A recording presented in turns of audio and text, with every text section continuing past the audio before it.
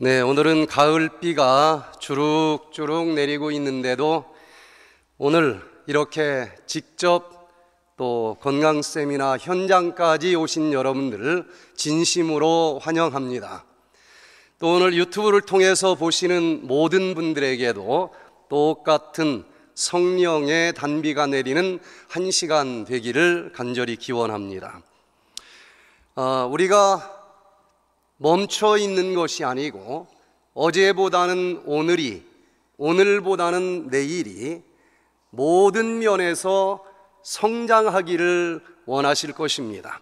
그래서 오늘 이 시간에는 성장과 발전을 가장 효율적으로 이루는 비결이라고 하는 제목으로 같이 은혜를 나누기를 원합니다.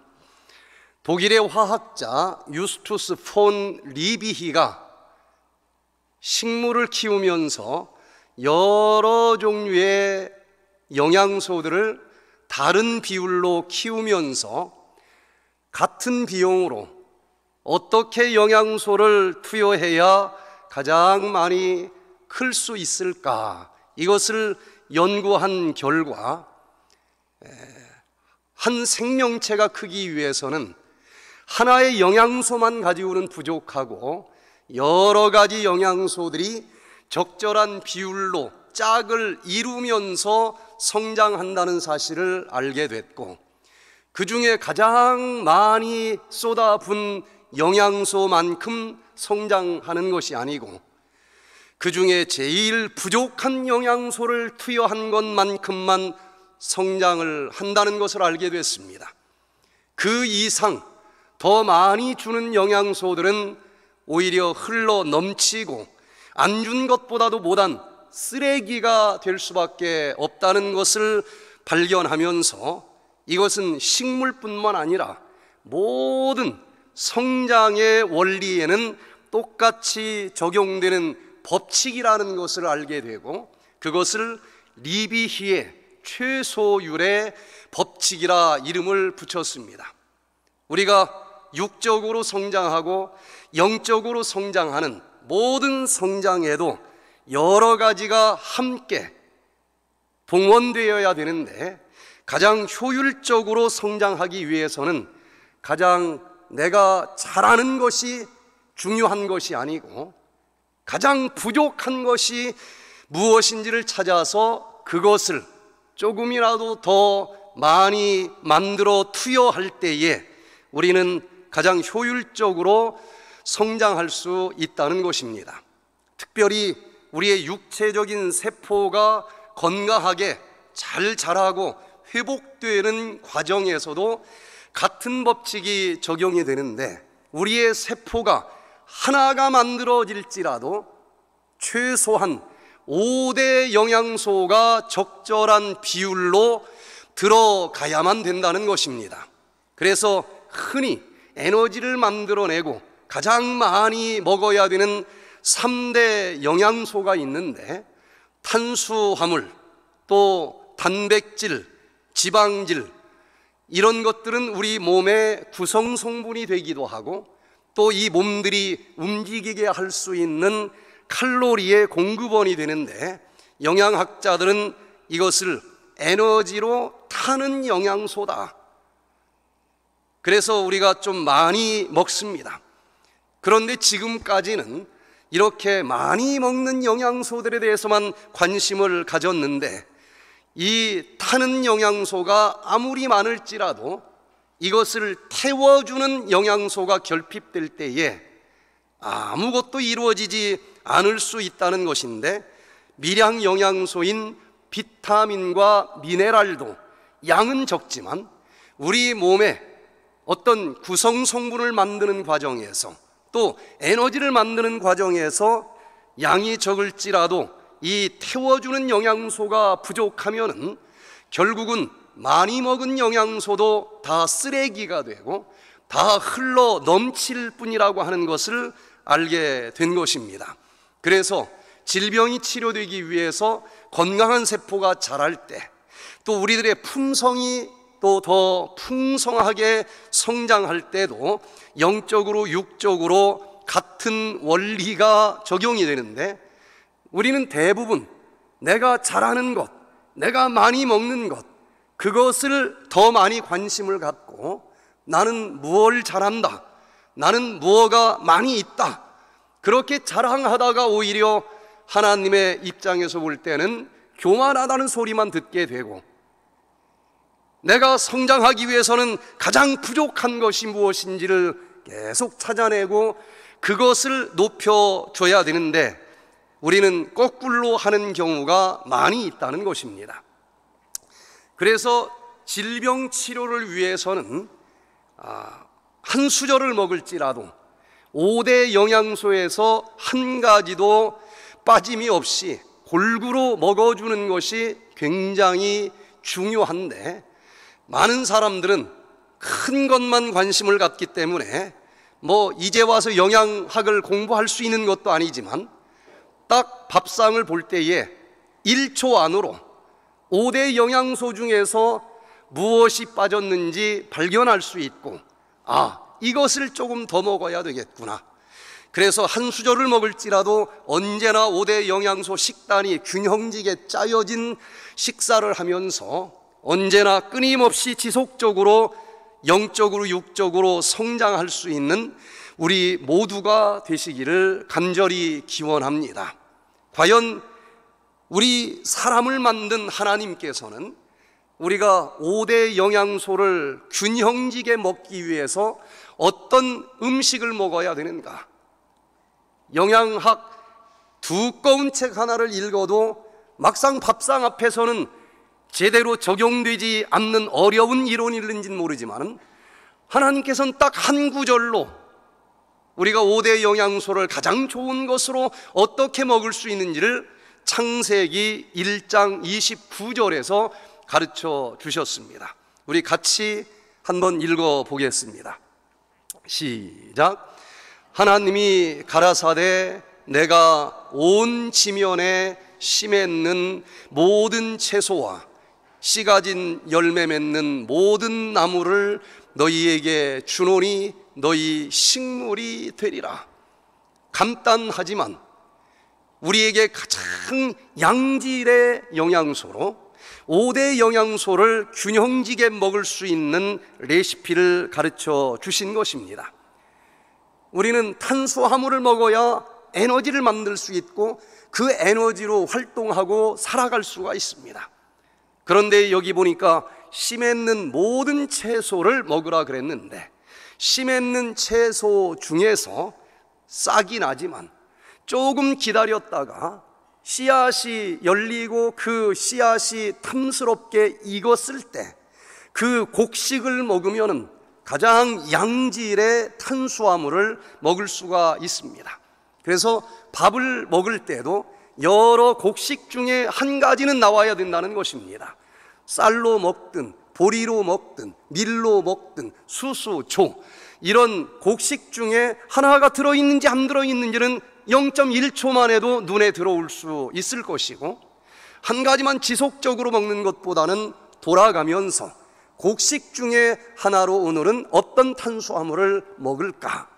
두 번째, 우리 몸의 머리카락, 뼈, 모든 근육, 거의 대부분의 우리 몸의 구조물들을 만드는 벽돌 역할을 하는 것은 단백질인데, 여기 말씀 속에서는 씨 맺는 모든 채소 중에서도 열매, 씨앗을 먹을 수 있는데 그 중에서도 여러 종류의 콩과 식물을 먹으면 지금까지 밝혀진 연구 결과 어떤 단백질보다도 양적으로도 제일 좋고 질적으로도 제일 좋은 단백질의 공급원이라 그랬으니, 콩 종류 중에서 어떤 이 요리로 나오든지 간에 한 가지 이상 나오면은 단백질이 잘 공급될 수 있을 거예요.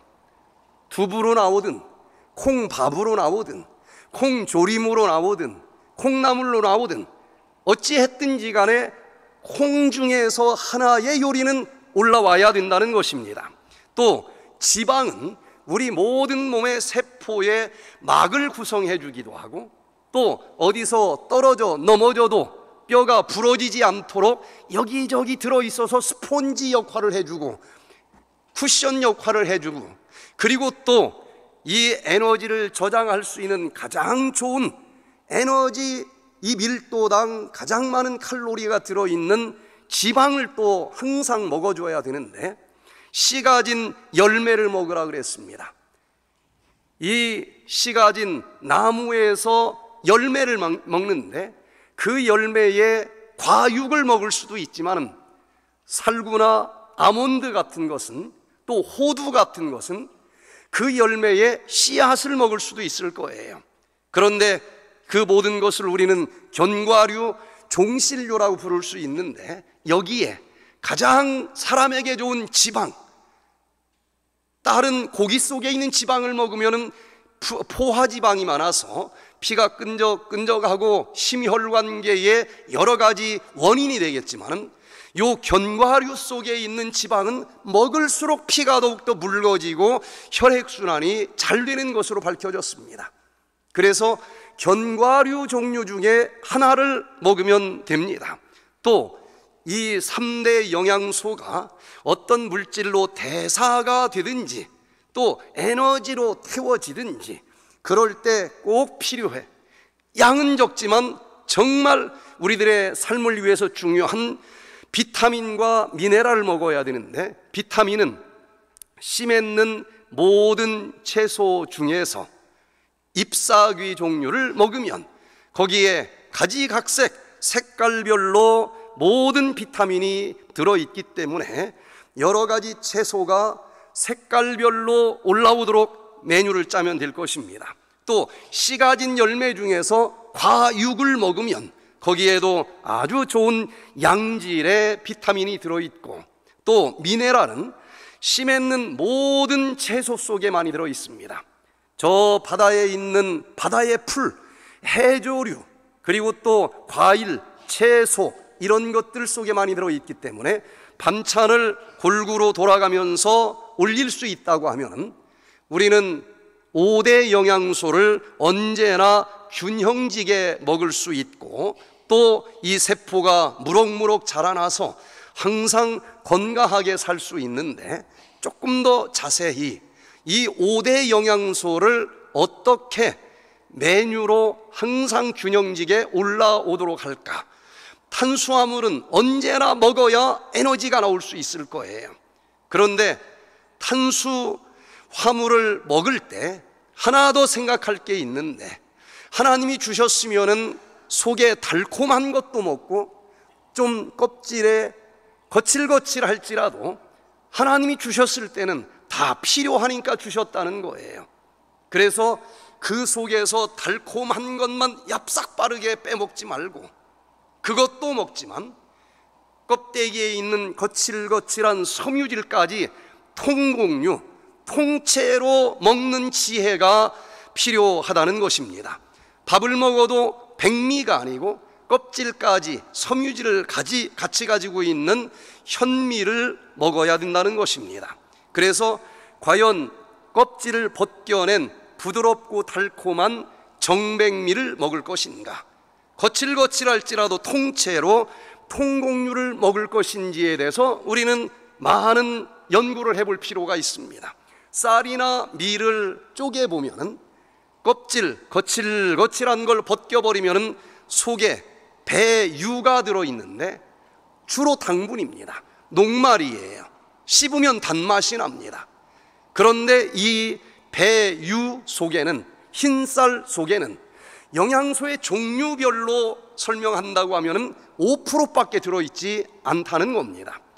그 껍질에 쌀 눈이 붙어 있는데 쌀 눈 속에 66%의 영양소가 들어있고, 또 거칠거칠한 섬유질 누르스름한 껍질 속에 29%가 들어있어서 달콤하다고 껍질을 벗겨내고 흰쌀, 흰밀가루를 먹으면 5% 쓰레기만 먹는 것이고 95%의 알짜배기 영양소들은 다 버리는 어리석은 선택을 한 것인데, 아직도 이렇게 식단을 어리석게 짜는 사람이 있다고 하면 하나님이 주실 때는 어느 한 가지라도 필요 없는 것이 없기 때문에 오늘부터라도 껍질까지 통째로 다 먹는 그런 지혜가 우리 모두에게 함께 하기를 간절히 기도합니다.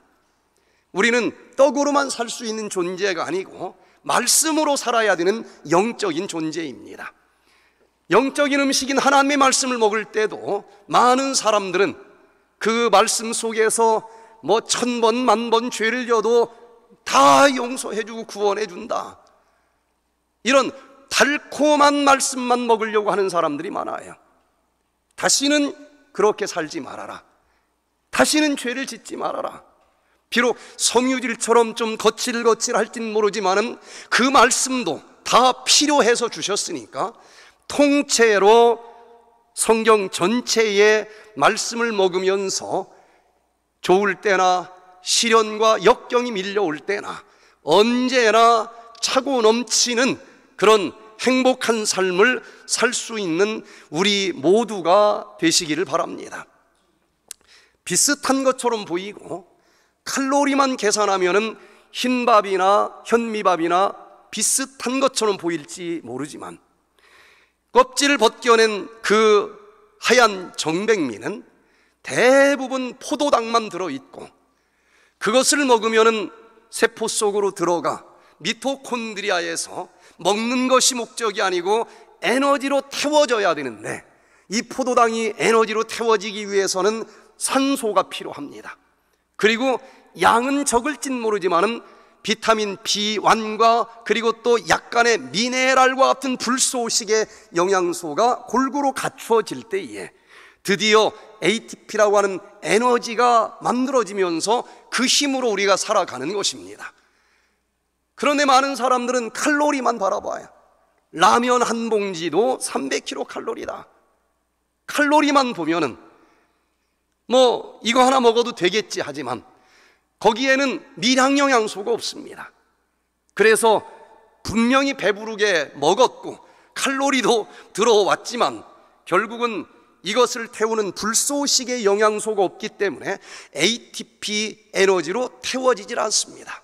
이런 것을 MT 칼로리 식품이라, 분명히 칼로리가 숫자적으로는 있지만은 속에 들어가서 칼로리로 태워지지 않는 빈 칼로리 식품이다라고 이야기를 하는데, 오늘 많은 사람들이 이런 칼로리 공백 식품 위주로 먹기 때문에 먹었는데 힘은 없어요.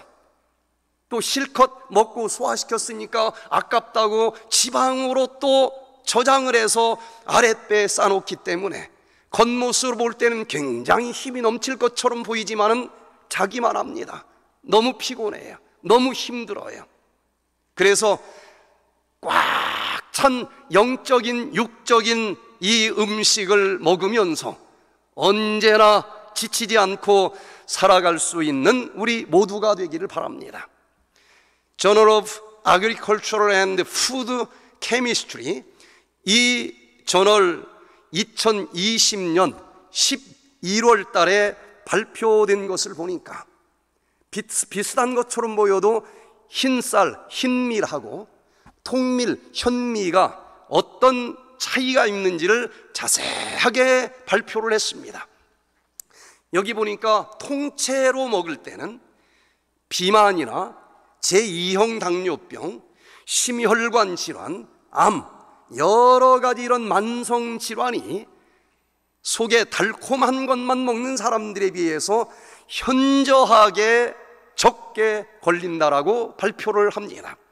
그 이유까지 자세히 설명을 했는데, 그 이유는 첫 번째, 우리가 거칠거칠하다고 껍질을 다 벗겨버렸는데 알고 보니 그 속에 여러 가지 치료제, 파이토케미칼, 식물 화학물질들이 이루 말할 수 없이 다양한 것들이 들어있다는 거예요. 또 섬유질, 거칠거칠하다고 그냥 버렸는데 이것이 여러 가지 생리학적인 조절작용을 한다는 것입니다. 독소도 흡착해서 대변으로 버려주고, 콜레스테롤이 들어갔어도 흡착해서 필요한 것 이상은 끝까지 가지고 있다가 버려주고, 혈당도 밥 먹고 그 다음 밥 먹을 때까지 얘들이 품고 있다가 조금씩 나누어서 흡수되게 하기 때문에 혈당도 조절을 해주는 예전에는 들어갔다 그냥 버려지는 것으로 알았는데 이것이 굉장히 중요한 영양소라고 발표를 합니다. 그 논문 속에 있는 그림 한 페이지를 보면은요, 통밀, 현미를 섭취하면은 거칠거칠한 껍질 속에 플라보노이드, 페놀산, 또 알킬레 조르시놀, 또 식이섬유, 또 건강에 유익한 지용성 성분, 여러 가지 식물성 약물이 들어있다는 것입니다.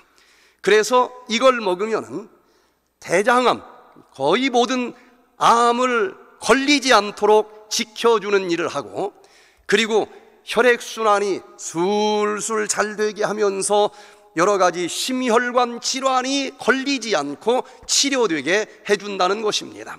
또 이 통곡을 먹을 때에 특별히 혈당을 조절해 주면서 언제나 80에서 120 정도 일정한 혈당이 유지되도록 해준다는 겁니다.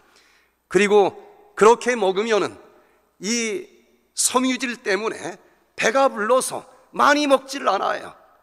그래서 언제나 넘치지도 않고 모질하지도 않는 체중을 조절해 주면서 비만을 막아주는 효과가 있다. 이것을 아주 여러 가지 연구 결과들을 모아서 하나씩 증명해 주면서 아직도 백미 먹는 사람들이 있느냐, 아직도 현미 먹는 사람들이 있느냐 질문을 하고 있는 거예요.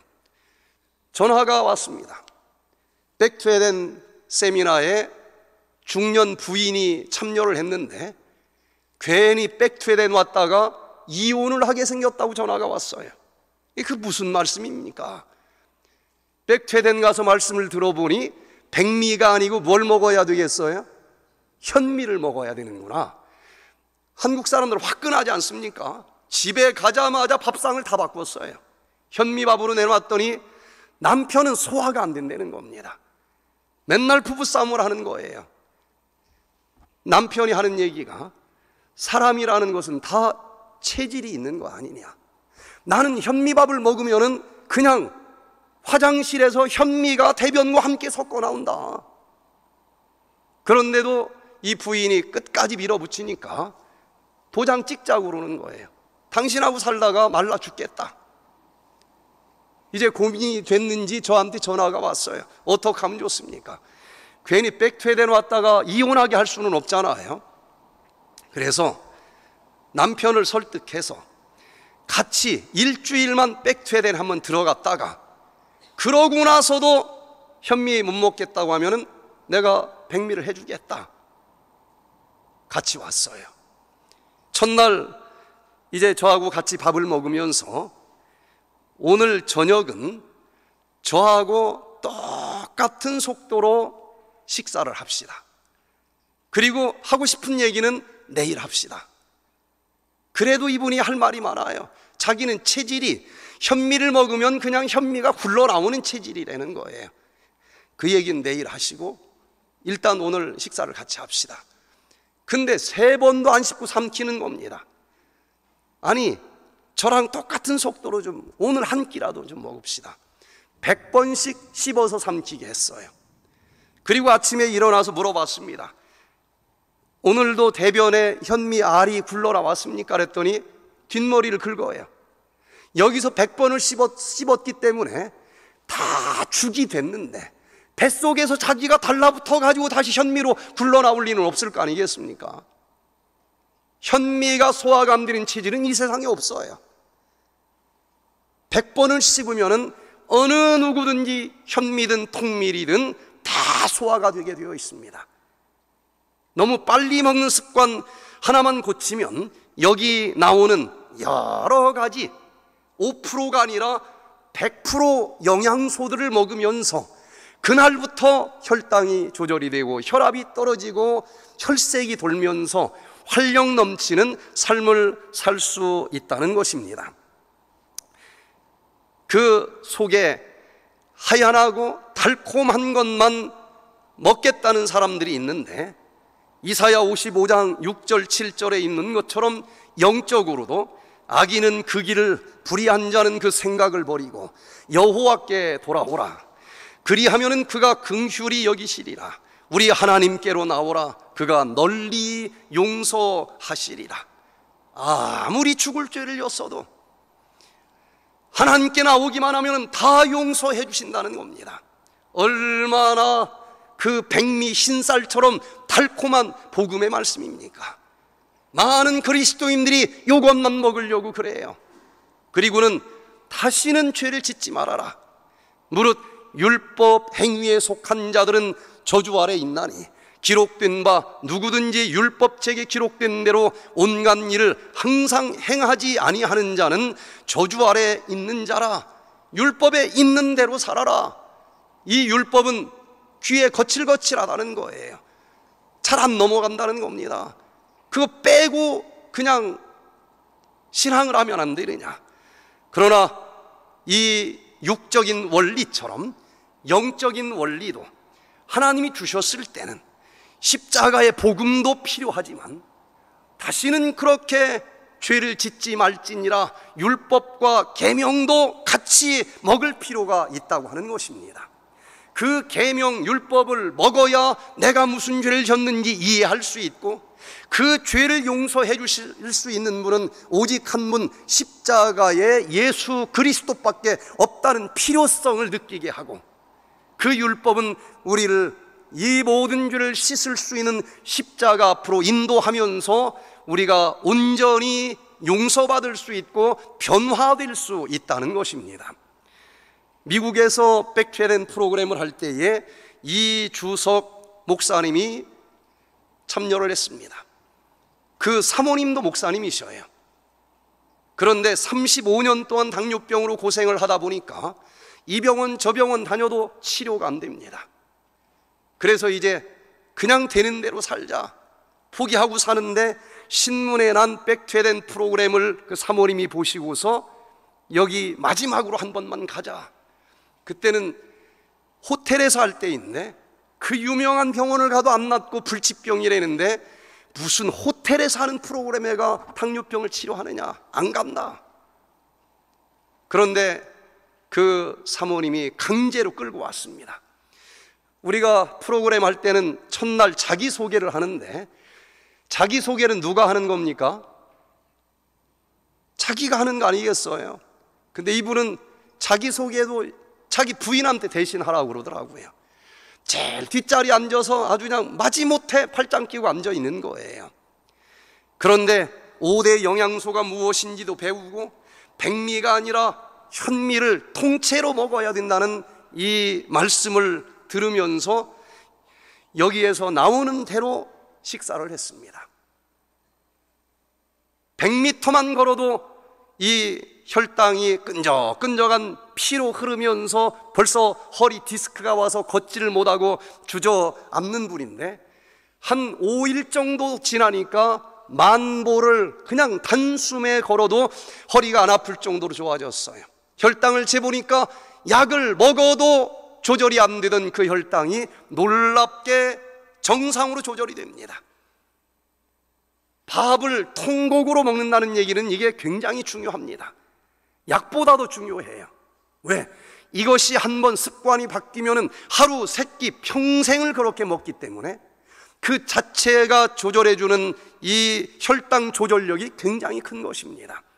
그래서 이분이 한 3개월 뒤에 보따리 하나를 가지고 다시 오셨는데 지팡이 잡고 걸어다니는 사람들한테 백퇴den을 하라고 가르쳐줬더니 무슨 풀뿌리 먹고 병이 낫느냐 안 듣더라는 거예요. 그래서 이 보따리를 항상 차 뒤에다 가지고 다니면서 이게 내가 하루에 먹던 약 보따리인데 이거 다 먹어도 고혈압에 당뇨 합병증으로 안개 낀 것처럼 눈은 잘 안 보이고 디스크로 허리 때문에 잘 걷지도 못하고 그런데 이 약보따리 다 끊고서도 백퇴den에서 가르쳐준 그 5대 영양소 균형지게 먹는 습관을 실천했더니 혈당도 정상, 혈압도 정상, 안개도 딱 거쳐져서 잘 보이고 허리 통증도 없어졌다라고 간증하는 것을 들었습니다. 이제 두 번째, 우리 몸의 모든 구성물들을 만들어주는 단백질을 한 수저를 먹을지라도 먹어야 되는데, 그 단백질은 무엇으로 먹어줘야 제일 좋을까? 고기 속에도 단백질이 있지만은 그건 저질 단백질입니다. 이걸 오해하는 사람들이 있는데, 최고의 양질의 단백질, 콩 단백질을 섭취하시길 바랍니다. 밥상에 어떤 모양으로든지 콩에서 온 것 한 가지 이상 나오면 넉넉한 거예요. 과연 고기 단백질 먹을 것인지 콩 단백질 먹을 것인지, 여기에 대한 많은 연구 결과들이 발표가 되어 있습니다. Current Nutrition Report 2022년 6월 달에 발표된 연구 결과를 보니까, 동물성 단백질을 먹을 때는 포화지방이 많아서 피가 끈적끈적해지고, 그래서 여러 가지 심혈관계 질환이 많아지고, 그리고 섬유질이 없기 때문에 혈당이 조절이 되지 않아서 당뇨병이 오고, 그리고 또 독소가 채식보다도 10배가 더 많아서 그 장의 끝부분인 직장 쪽에 가서 이 독소들이 재흡수되면서 여러 가지 질병들이 더 많이 걸린다라고 나옵니다. 또 식물성 단백질을 먹을 때는 섬유질이 혈당을 조절해주고, 또 혈압도 조절해주고, 그 속에 있는 여러 가지 항산화제들이 염증들을 개선해 주면서 특별히 콜레스테롤까지 섬유질이 흡착해서 버려주기 때문에 심혈관계 질환을 치료하는 데 굉장히 유익하다, 그렇게 발표가 됩니다. 그래서 많은 사람들이 콩에도 단백질이 있기는 하지만 소고기 단백질보다도 좀 질이 낮다, 옛날 영양학을 공부한 사람들이 그렇게 얘기를 해요. 그래서 단백질을 소화시켜 분해하면 여러 종류의 필수 아미노산으로 분해가 되는데, 그 중에서도 필수 아미노산 8개 내지 9가지는 꼭 밥으로 먹어줘야만 됩니다. 그래서 국제보건기구에서는 단백질 식품 중에서 그 필수 아미노산이 얼마나 다 들어있는지를 가지고 0에서 1.0 만점까지 점수를 매겼는데, 대두콩, 여러 가지 콩 종류는 1.00 완전 만점 단백질로 발표가 됐습니다. 소고기는 0.92밖에 안 돼요. 소고기보다도 훨씬 PDCAAS 점수로 볼 때에 콩은 완전한 양질의 단백질로 나오고, 여기 한국농촌진흥청에서 발표한 통계를 보면 콩 속에 있는 단백질은 전체 중에서 35.3%가 단백질이고, 소고기 속에는 16.2%밖에 들어있지 않다는 거예요. 그러면 양적으로든 질적으로든 가장 좋은 단백질은 콩 종류의 단백질이라고 발표가 되고 있는 것입니다. 그걸로 끝나는 것이 아니에요. 어떤 음식을 먹으면 어떤 질병이 치료되는지에 대한 이 역학 연구 중에서 콜린 캠벨 박사님의 연구 결과가 뉴욕타임즈에서는 역학의 그랑프리다, 더 차이나 스터디라고 하는 것에 발표된 것을 보니까, 동물 단백질, 우유 단백질을 이제 먹였을 때에 유방암을 딱 넣어주고, 그 카제인이라고 하는 동물 단백질을 전체 칼로리 중에서 20%를 투여했을 때 암병소가 싹이 트고 엄청 많이 자라는 것입니다. 단백질을 먹지 말라는 것이 아니에요. 더 좋은 걸로 바꾸어 먹으라는 것입니다. 그래서 콩 단백질로 똑같은 20%의 칼로리를 먹게 했더니 암의 씨앗을 심었는데도 싹이 안 나요. 자라지 않습니다. 진짜 동물 단백질 때문인가? 그래서 20%의 단백질을 딱 버리고 5% 미만의 단백질을 먹었더니 그 암이 안 자란다는 것을 보면서, 이 동물성 단백질은 암을 싹이 나게 하고 자라게 하는 특성이 있다라고 발표를 합니다. 또 이 강의를 하면은 많은 유방암 환자들이 질문을 합니다. 에스테로겐, 여성 호르몬이 유방암을 자라게 하는 그런 유방암도 있다는데, 콩 속에는 이스플라본이라고 하는 여성 호르몬이 들어있는데 그걸 먹으면 되느냐? 여러 논란들이 있어요. 그러나 결론적으로 먹어도 되는 게 아니라 먹어야 됩니다. 물론 연구 결과들을 보면 헷갈리는 논문들도 있어요. 여기 Nutrition and Cancer 2016년도 5월 달에 발표된 연구 결과를 보니까 여러 종류의 이 논문을 다 분석을 했는데, 그 중에서 일부는 콩을 먹었을 때에, 근데 여기 보면 콩이 아니에요. 콩 속에서 주로 이스플라본만 추출해서 먹는 실험이 많았어요.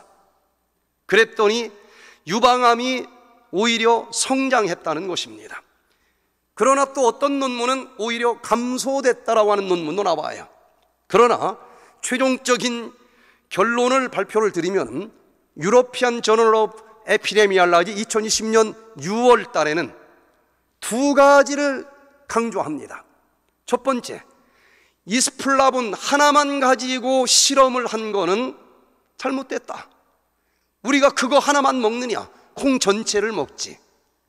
콩 전체를 먹을 때는 유방암이 오히려 감소된다. 두 번째, 동물 실험에서는 조금 증가된 것으로 나올진 모르지만 사람 실험은 또 다른 거다. 세 번째, 서양 사람들을 대상으로 한 것은 유방암이 일부 논문에서는 좀 성장하는 것으로 나오는 것도 있어요. 그런데 서양 사람들은 콩을 거의 먹지 않습니다. 거의 먹지 않아요.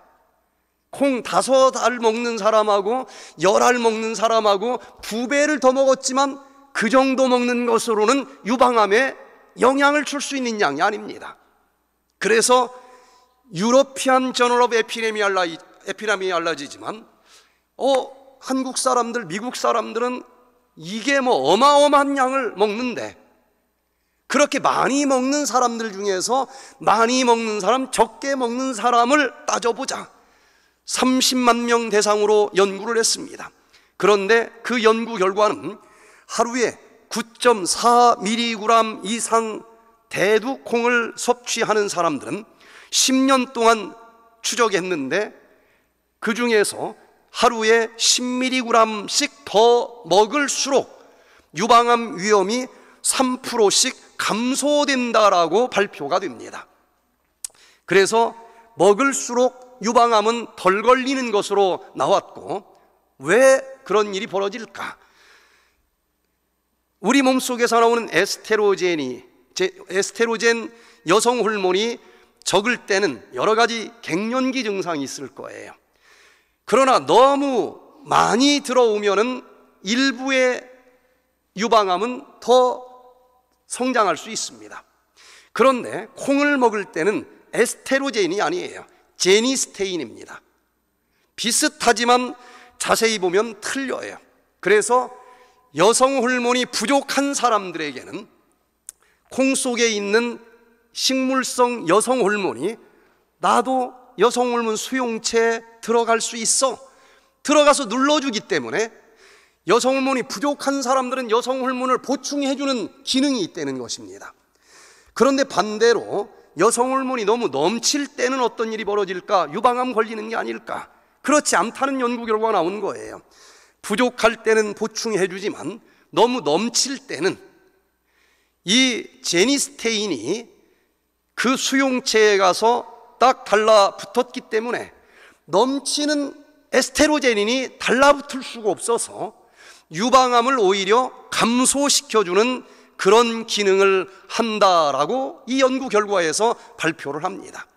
또 다른 분야의 연구 결과는 신생혈관이 암세포에선 많이 생기고 그래서 암이 증가된다라고 얘기를 하는데, 여기에서 발표되는 논문이 International Journal of Molecular Sciences 2015년 5월 달에 발표된 것을 보면은요, 콩은 암세포를 성장하게 하는 신생혈관을 자라지 못하게 하면서 암을 억제하는데 암 환자들에게 투여하는 항암제보다 더 강력한 효과가 있는 것으로 발표가 됩니다.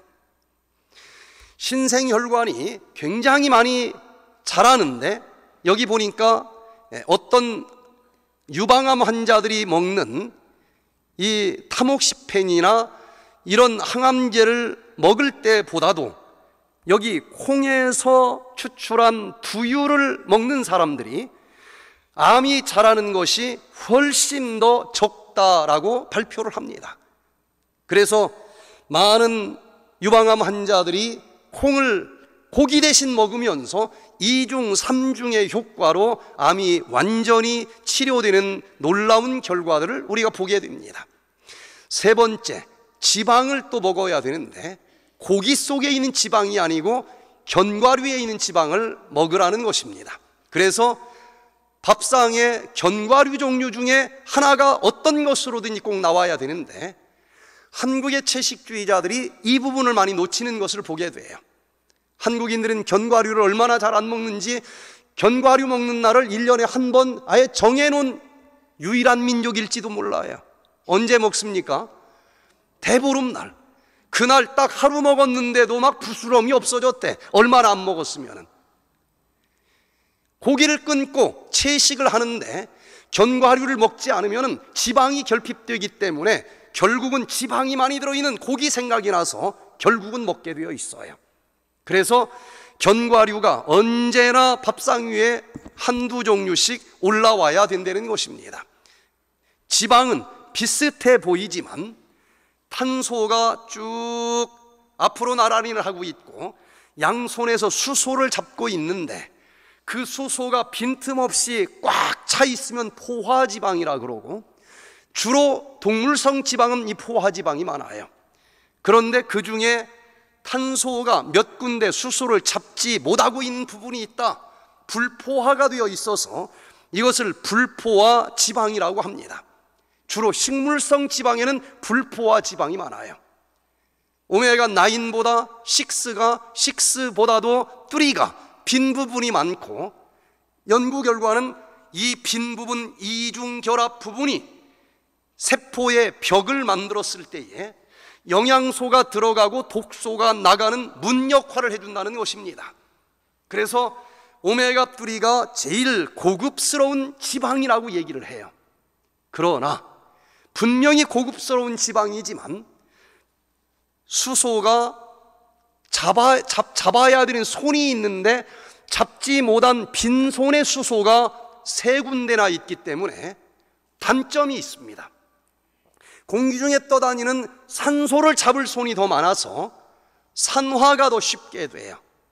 그래서 지방을 우리는 특별히 이렇게 빈 부분이 많은 불포화 지방을 먹어야 되고 포화 지방을 먹으면 피가 끈적끈적해지면서 여러 가지 심혈관계 질환이 나온다라고 발표가 되고 있고 특별히 견과류를 많이 먹는 사람들은 적게 먹는 사람들보다도 심장병 발병률이 훨씬 더 적다. 하버드 보건대학원에서도 이렇게 일관되게 발표를 합니다. 그런데 이 고급 지방일수록 빈 부분이 많이 있기 때문에 보관을 잘해야지 그렇지 않으면 금방 쩔어버려요. 금방 산화가 됩니다. 성경에서는 이 기름을 성령으로 묘사를 하고 있습니다. 영적인 법칙도 똑같습니다. 에베소서 6장 12절에 보면 악한 영도 있고 사도행전 10장에 보면 성령의 영도 있는데 성령의 영도 우리가 특별히 이 오메가3처럼 많은 은사를 주는 성령을 받은 사람들일수록 이것이 영적인 독소인 활성산소로 찌들어버리지 않도록 더 구별된 삶을 살아야 된다는 것입니다. 그릇 속에 죽은 파리 한 마리가 들어가 썩었을 때에 요 향을 부었을 때 더 진한 악취가 나는 것처럼 자기가 정말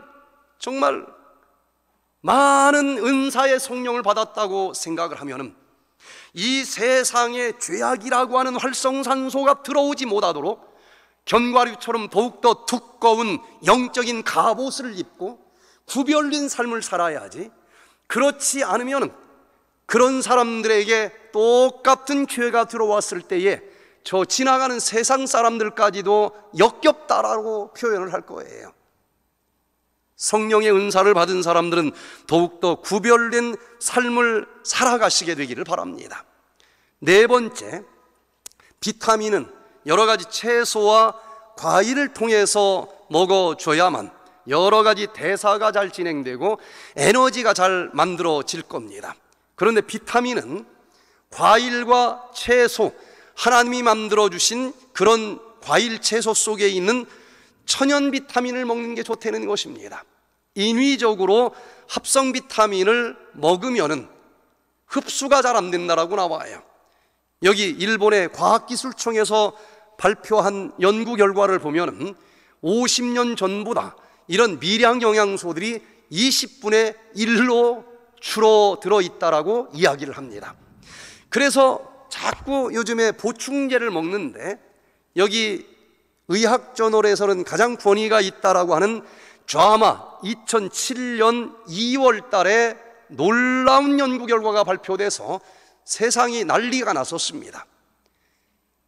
시중에 팔리고 있는 대부분의 합성 비타민을 열심히 먹는데 그걸 먹으면 진짜 더 오래 사나 하고 자그마치 18만 명 이상을 대상으로 조사를 해보니까 오히려 사망률이 먹지 않는 사람들보다도 5%가 높았다는 거예요.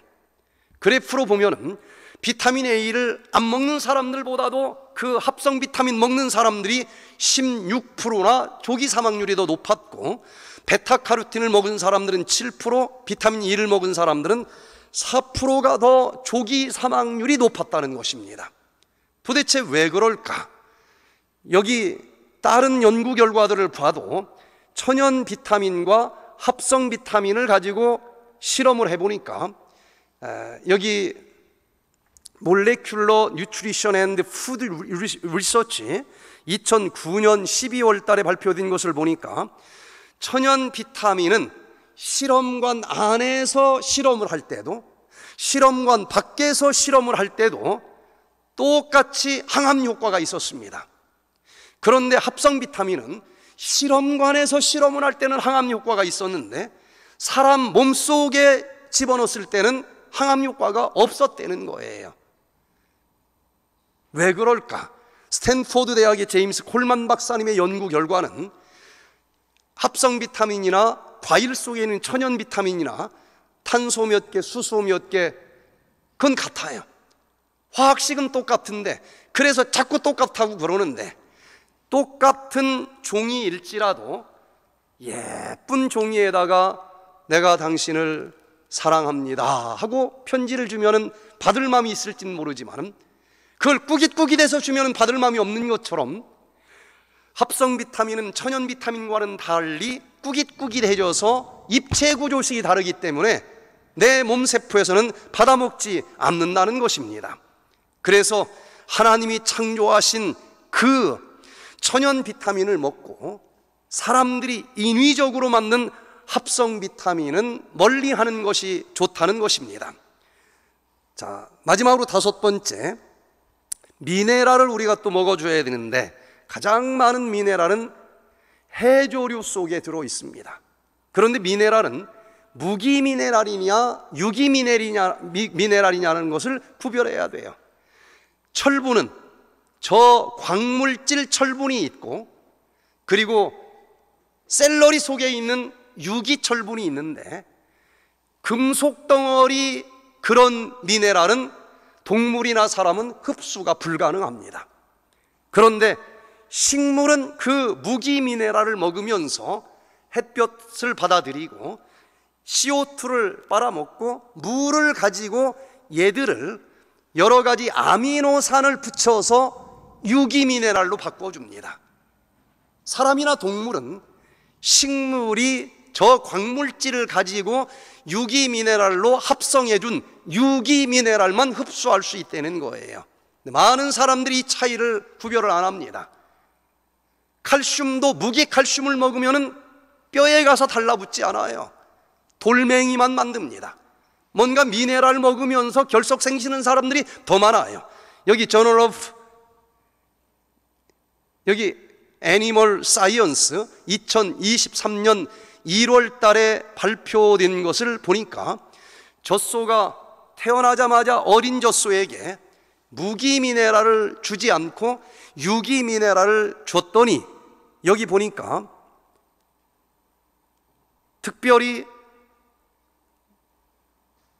염증과 간 손상에 관련된 여러 가지 수치가 건강에 훨씬 좋은 쪽으로 유기미네랄을 먹은 젖소들에게 결과가 나타나고 산후에 위험하게 만드는 그 성분은 훨씬 더 감소해서 유기미네랄이 훨씬 좋다, 여러 논문들로 발표된 것을 확인하게 됐습니다. 그래서 사람은 무기미네랄을 먹도록 되어 있지 않고 식물만이 그 무기미네랄을 먹지 않도록 되어 있고 식물만이 그 광물질 무기미네랄을 유기미네랄로 바꿀 수 있어서 하나님은 우리가 그 식물을 우리의 음식으로 먹고 살으라고 가르쳐 주신 것입니다. 그래서 창세기 1장 29절에 있는 그 한마디 말씀이면은 어떤 과학적인 논쟁이 있는 그 복잡한 주제에서도 하나도 오류를 범할 염려가 없다는 것을 보게 됩니다. 그래서 저는 오늘 말씀을 좀 정리하면서 육적인 5대 영양소를 균형지게 먹기도 해야 되지만 영적인 말씀도 균형진 5대 영양소를 먹어야지 자기가 좋아하는 말씀 한 분야만 계속 먹으면 어딘가 모르게 좀 이상한 신앙을 하게 되는 거예요.